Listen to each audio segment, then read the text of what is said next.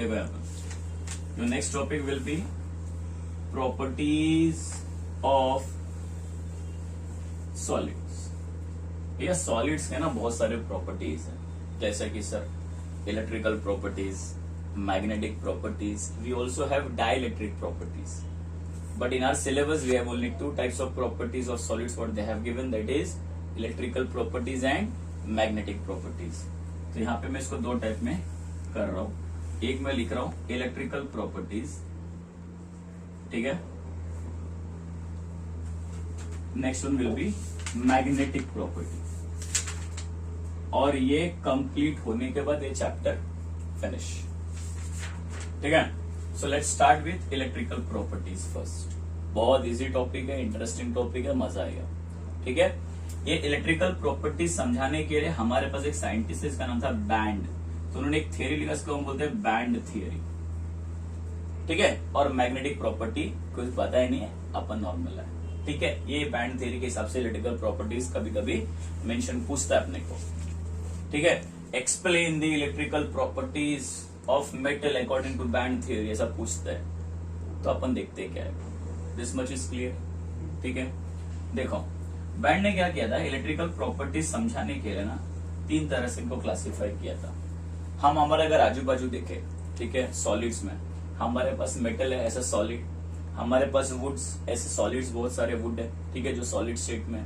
इसके अलावा आप देखा रहेगा बहुत, देखो अपना ही टेरेस पे सोलर पैनल लगे हुए हैं, है कि नहीं, they also conduct what, electricity, बराबर है कि नहीं। ओके, हमारे मोबाइल का जो बैटरी है, ठीक है, that also conducts what, electricity, बराबर। तो हर एक ये जो मैंने बोला सबके सब सॉलिड स्टेट में है, बट हर एक का कंडक्टिविटी सेम है क्या? वुड कंडक्ट करता है इलेक्ट्रिसिटी? नहीं करता है। सोलर पैनल जितना करता है, हमारा कॉपर वायर उससे ज्यादा बेटर करता है ना यार, कंपेयर टू सोलर पैनल। तो वो उनको क्या नाम दिया उसने, उनको नाम दिया है सेमी कंडक्टर्स। क्या नाम दिया? सेमी कंडक्टर्स, सुना होगा नाम, बराबर है। वुड्स जो इलेक्ट्रिसिटी कंडक्ट नहीं करते उसको उनको नाम दिया इंसुलेटर्स। क्या नाम दिया? इंसुलेटर्स।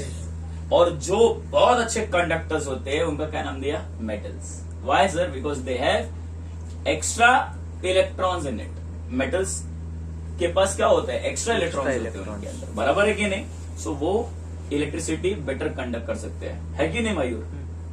क्या बोला? इलेक्ट्रिसिटी ज्यादा कंडक्ट। क्यों? Because they have extra electrons. समझ में आ रहा है कि नहीं? देखो, तो इलेक्ट्रिकल प्रॉपर्टी समझाने के लिए बैंड ने तीन अलग अलग तरह से क्या किया बोलो, सॉलिड्स को क्लासिफाई किया। कुछ सॉलिड्स को उन्होंने रखा भैया एज अ मेटल, जो बहुत अच्छे इलेक्ट्रिसिटी कंडक्ट करते हैं। जो नहीं करते हैं उनका नाम उसने रख दिया इंसुलेटर्स, और जो करते हैं बट मेटल से थोड़ा कम करते हैं उनको क्या नाम दिया? Semi conductors. या फिर ऐसा बोलो, पहला आप देखो कंडक्टर्स, यहां पे मैं क्या लिख देता हूं? कंडक्टर्स। दूसरा है सेमी कंडक्टर्स, और बीच में क्या आएगा? इंसुलेटर्स। जो बहुत अच्छे कंडक्ट करे, पार्शियली कंडक्टर्स हो, कंडक्ट ही ना करे। क्लियर है? बाद में इसने स्टडी किया कि भैया जो कंडक्टर्स होते हैं ना, वो जनरली कौन हो जाते हैं? वो जनरली कौन होते हैं? मेटल्स।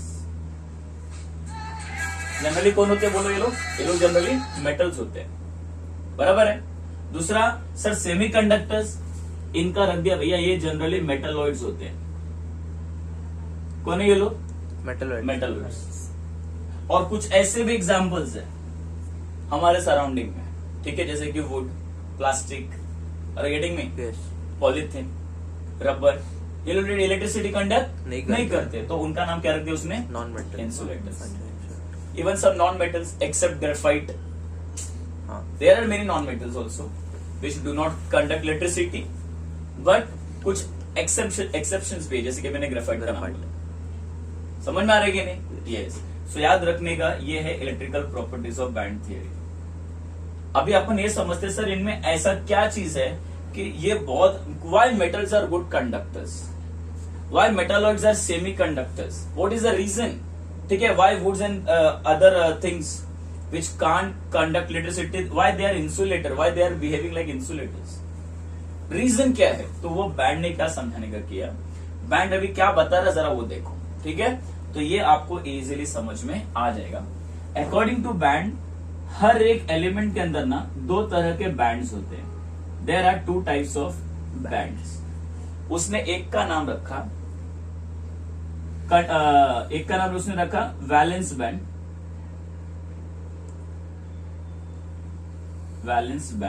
और उसने दूसरा नाम भी रखा कंडक्शन बैंड। एक का नाम वैलेंस बैंड, एक का नाम कंडक्शन बैंड। अब ये समझाने के लिए मैंने अभी आपको इलेक्ट्रॉनिक कॉन्फ़िगरेशन ऑफ सोडियम दिखाया था, है कि नहीं? उसके थ्रू समझने की कोशिश करते हैं कि सर वैलेंस बैंड क्या होता है और कंडक्शन बैंड क्या होता है। वैलेंस बैंड उनको बोलने का जब आपका लास्ट इलेक्ट्रॉन, सपोज आपका लास्ट इलेक्ट्रॉन किसी, अभी सपोज एक एलिमेंट का मैं इलेक्ट्रॉनिक कॉन्फ़िगरेशन लिख रहा हूं, बराबर है?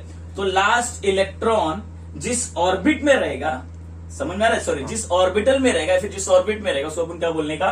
Valence band. समझ में आ रहा है? और उसके बाद वाला जो रहेगा वो तो खाली रहेगा ना, उसमें इलेक्ट्रॉन रहेगा क्या? नहीं, उसको क्या बोलने का? Conduction band. एग्जाम्पल देखो, अगर मैं यहाँ पे मैं सोडियम लिख रहा हूं तो यहाँ पे क्या हो जाएगा? 1s2, 2s2, 3s2, सॉरी ये 2p आएगा ना, 2p6, 3s1, है ना? 11 इलेक्ट्रॉन्स हो गए। Yes. So this will be my valence band, because last electron मेरा कहां पे है? उस लास्ट वाले ऑर्बिट में। So that will be my valence band. But उसके बाद क्या आता है? उसके बाद 3p आएगा ना यार। 3p।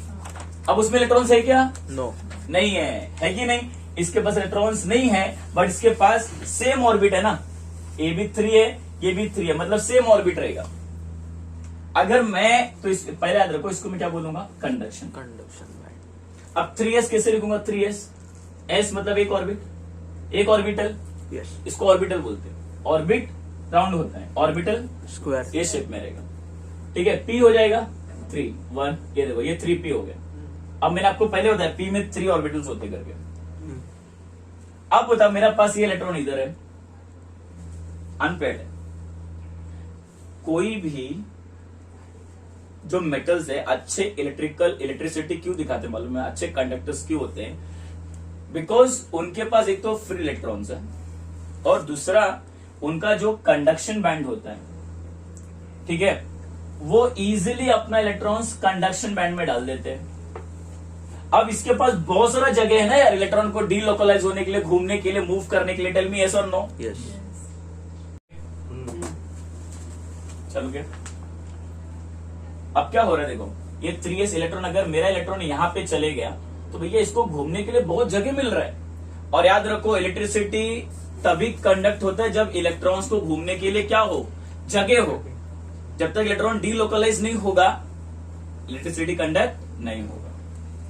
तो अगर मेरा इन दोनों के बीच का जो गैप है एकदम बाजू में रहेगा, तो मैं इजीली इलेक्ट्रॉन ट्रांसफर जंप करा सकूंगा ना यार। अगर इलेक्ट्रॉन इजीली जंप कर ले तो मस्त घूमेगा। Are you getting me? तो बैंड ने क्या बोला? Why metals are good conductors? Because the gap between valence band and conduction band is very low. Easily electron जा सकता है यार, और एक बार इलेक्ट्रॉन चले गया तो भाई घूमेगा, डीलोकलाइज होगा। समझ में आया? Yes. And the same gap in metalloids, ये जो मेटलॉइड्स है ना, इसमें क्या होता है? इनके बीच में ना थोड़ा गैप ज्यादा हो जाता है। अब बताओ, उतना एफिशिएंटली इलेक्ट्रिसिटी कंडक्ट हो पाएगा क्या? नो, क्योंकि गैप कम है, बढ़ गए। बड़ी। इनको बोलते हैं एनर्जी गैप। क्या बोलते हैं इनको? Energy gap. गैप। तो if energy gap will be maximum, then electricity conduct होने में थोड़ा प्रॉब्लम होगा। इसके इनको क्या नाम दिया गया? Semi conductors. क्या नाम दिया गया? Semi conductors. उतना अच्छा इलेक्ट्रिसिटी कंडक्ट नहीं करेंगे, उतना एफिशिएंटली कंडक्ट नहीं करेगा, सेमी कंडक्टर्स। और जब बात आएगी इंसुलेटर्स में, यही गैप इतना ज्यादा हो जाएगा कि लोग चाह के भी इलेक्ट्रॉन जंप नहीं करा सकता। एंड यही बात है कि वुड्स, रबर, प्लास्टिक के अंदर जो गैप होता है ना, इतना ज्यादा होता है, they can't conduct, I mean they can't jump there valence electron into conduction band. Conduction इस क्लू को क्या नाम दिया गया? इंसुलेटर्स। Insulators। तो बैंड ने इतना इजी वे में समझाया कि अगर गैप मिनिमम होगा अच्छे कंडक्टर्स, बहुत ज्यादा गैप है insulators, Insulators। But normal gap है सेमीकंडक्टर्स। सेमीकंडक्टर्स। याद रखना, बहुत ज्यादा गैप हो जाएगा ना तो उसका एक नाम दिया गया फॉरबिडन जोन। क्या नाम दिया गया? Forbidden zone. फॉरबिडन जोन जितना ज्यादा रहेगा, याद रखो, वो उतने वो लोग क्या रहेंगे? इंसुलेटर्स। इंसुलेटर्स। तो यहाँ पे मैं छोटा सा डायग्राम बना देता हूं। अगर ये बैंड्स अगर ऐसे है, कंडक्शन बैंड, वैलेंस बैंड, तो ये मेटल्स में जनरली जो अच्छे कंडक्टर्स होते हैं इसमें ऐसा दिखता है। इंसुलेटर्स में यही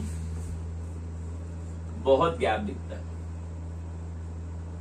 फॉरबिडन गैप। और इसमें जो फॉरबिडन गैप होता है वो बहुत इतना ज्यादा भी नहीं है कि भैया इलेक्ट्रिसिटी जम्प ना कर पाए। ठीक है, तो ये कंडक्शन बैंड तुम पूरा लिखने का एग्जाम में, ये एनर्जी गैप। क्लियर हो गया? आई होप बैंड थ्योरी समझ में आ गया रहेगा। क्लियर है सबको? अब मैं थोड़ा डिटेलिंग सेमी कंडक्टर्स के बारे में दूंगा थोड़ा टाइम के बाद।